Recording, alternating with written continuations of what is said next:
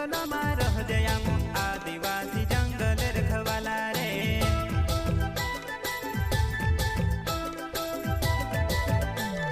चल जंगल जमीन काज पूजे रे आदिवासी दुनिया ने रखवाला रे।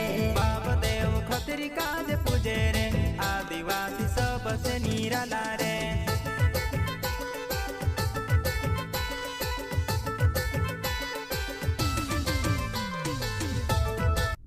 पानी बह रहा है इससे 25 मीटर ऊपर हाइट में पानी आएगा